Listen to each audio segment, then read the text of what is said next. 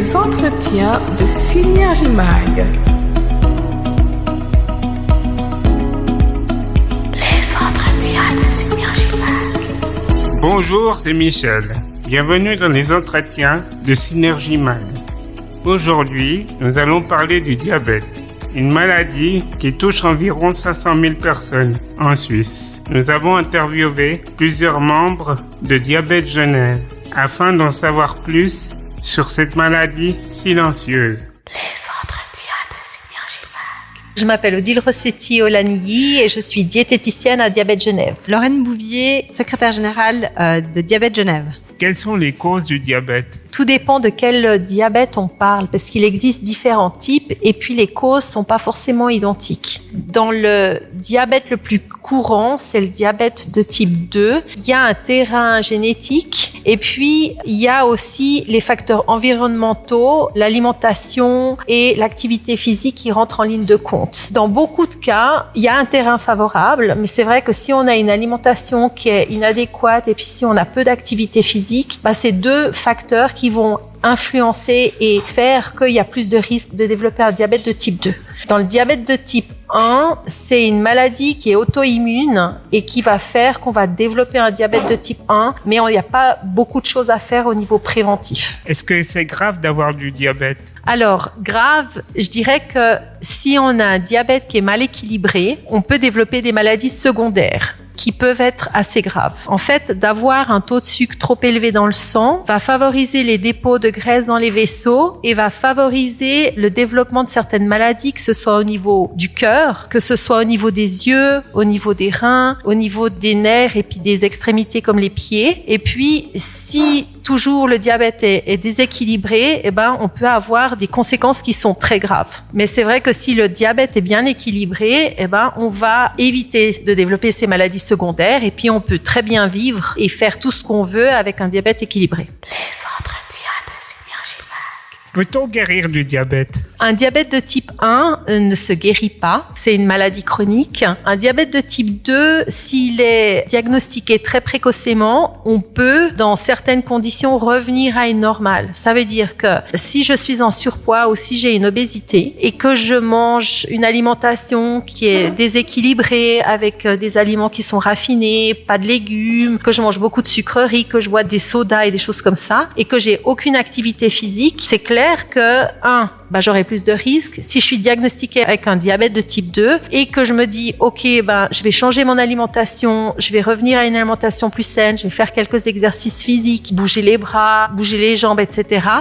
Ça va aussi favoriser une meilleure hygiène de vie. Puis je peux peut-être revenir en arrière, perdre un tout petit peu de poids et améliorer tous les paramètres. Et là, on peut parler de rémission, donc de guérison, si on reste 5 ans sans traitement. Quelles sont les conséquences du diabète ? Si le diabète est déséquilibré, une conséquence, ça peut être de faire un infarctus, de faire un AVC, un accident vasculaire cérébral. Ça peut être d'avoir des problèmes de vision. Ça peut aller jusqu'à la cécité. C'est plutôt rare en Suisse, mais ça peut arriver. Ça peut être une insuffisance rénale ou bien ça peut être en termes de complications au niveau des pieds, d'amputation. Donc les conséquences, elles sont très importantes et c'est pour ça que c'est important d'essayer de soigner le diabète et de faire de la prévention et quand on est diagnostiqué avec un diabète, de rechercher l'équilibre du diabète. Pourquoi faire cette campagne de sensibilisation ? Le diabète est une maladie chronique qui représente un réel défi de santé publique et qui continue malheureusement à augmenter en Suisse. La Suisse compte environ 450 000 personnes diabétiques. C'est pourquoi Diabète Genève fait des campagnes de sensibilisation auprès de la population genevoise pour justement favoriser l'accompagnement et la réduction des conséquences du diabète et informer les gens. Les entretiens de Synergie Mag. Est-ce qu'il y a plus d'hommes ou de femmes qui ont le diabète ? Dans le diabète de type 1, aucune idée. Mais dans le diabète de type 2, peut-être qu'il y aurait plus, alors ça c'est une supposition, mais c'est possible qu'il y ait plus d'hommes touchés. Pourquoi ? Parce que on dit que les femmes sont en forme de poire et les hommes en forme de pomme. C'est simplement au niveau physiologique, en fait, les femmes ont tendance plutôt à prendre des graisses sur les fesses et sur les hanches et les hommes plutôt sur le ventre. Après, c'est vrai qu'avec la ménopause, ça peut aussi changer et les femmes peuvent aussi prendre des graisses sur le ventre. Mais il faut savoir que quand on a du gras sur le ventre, en général, on a du gras à l'intérieur. Et ça va favoriser justement les problèmes cardiovasculaires et le diabète. Donc, comme l'homme a tendance à prendre plutôt sur le ventre, c'est pour ça que, pour moi, je pense, mais il faudrait regarder au niveau statistique, parce que c'est vrai qu'en général, les femmes ont une espérance de vie un petit peu plus importante. Donc, je sais pas l'un dans l'autre, mais à mon avis, les hommes auraient plus de risques. Et puis, c'est vrai que les femmes ont tendance à manger un peu mieux. On fait peut-être plus attention à notre ligne, à manger plus de légumes et de choses comme ça que les hommes, peut-être moins. Après, c'est au cas par cas, parce qu'il y a des femmes qui mangent très mal et des hommes qui mangent très bien. Oh, les vilains. Les entretiens de Synergie Mag. Quels sont les symptômes du diabète? Les symptômes, c'est une fatigue assez importante, c'est une soif assez importante aussi, puis un besoin d'uriner fréquent. Et puis, dans les cas extrêmes, ça peut être aussi une perte de poids involontaire. Mais c'est vrai que c'est des symptômes qui peuvent passer inaperçus, en tout cas au départ, parce que qui n'est pas fatigué, qui n'a pas besoin d'aller aux toilettes et qui n'a pas soif. Et en plus, c'est pas du jour au lendemain où j'ai ces symptômes qui sont très présents, ça vient petit à petit. Donc on voit pas forcément tout de suite. Mais c'est vrai que si tout d'un coup on voit qu'on boit 3-4 litres d'eau par jour et puis qu'on va tout le temps aux toilettes par rapport aux autres, ça peut être des signes qui doivent faire réfléchir par rapport à un diabète potentiel. Comment faire la prévention du diabète? On peut faire de la prévention, notamment grâce aux campagnes de dépistage. Diabète Genève organise 2 grandes campagnes de dépistage gratuites du diabète. Et une personne qui est diagnostiquée prédiabétique, elle peut revenir en arrière. Grâce aux campagnes de dépistage, si vous êtes diagnostiqué diabétique, vous pouvez justement entreprendre les démarches nécessaires pour vous soigner et éviter des complications. Faites-vous tester, mangez équilibré, buvez de l'eau et bougez. Merci à Foyer Handicap de nous avoir invités à participer et à organiser cette campagne de dépistage pour les employés de Foyer Handicap.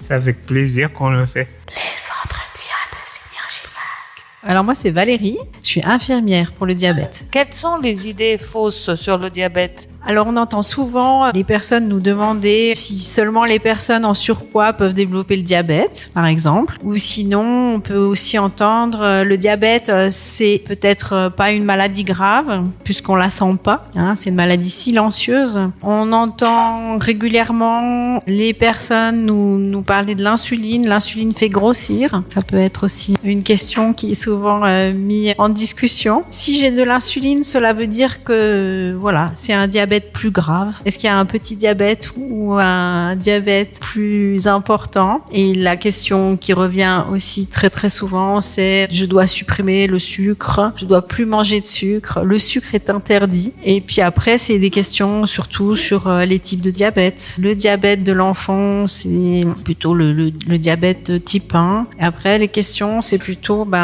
seules les personnes âgées ont du diabète. Ça, c'est une question maintenant le diabète, c'est pour tout le monde.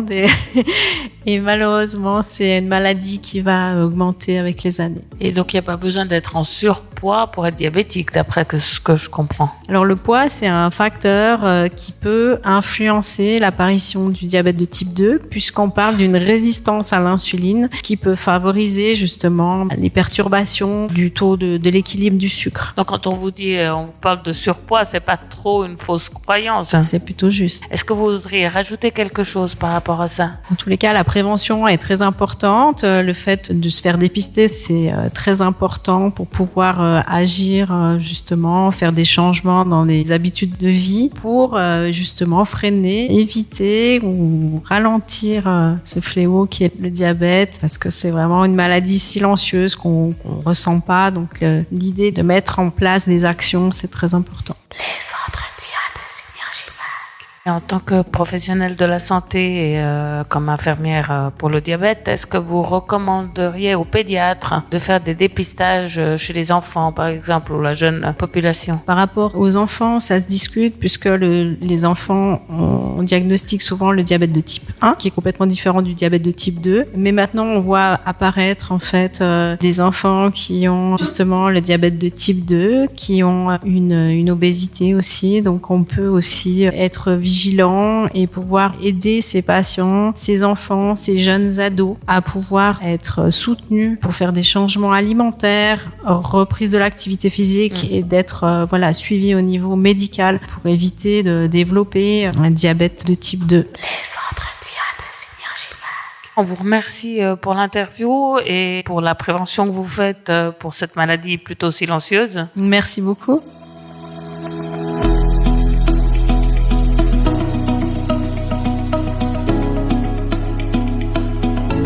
Les entretiens de Synergie Mag. Les entretiens de Synergie Mag. Merci d'avoir suivi cet entretien. À tout bientôt pour un nouvel épisode. N'hésitez pas à commenter et à partager.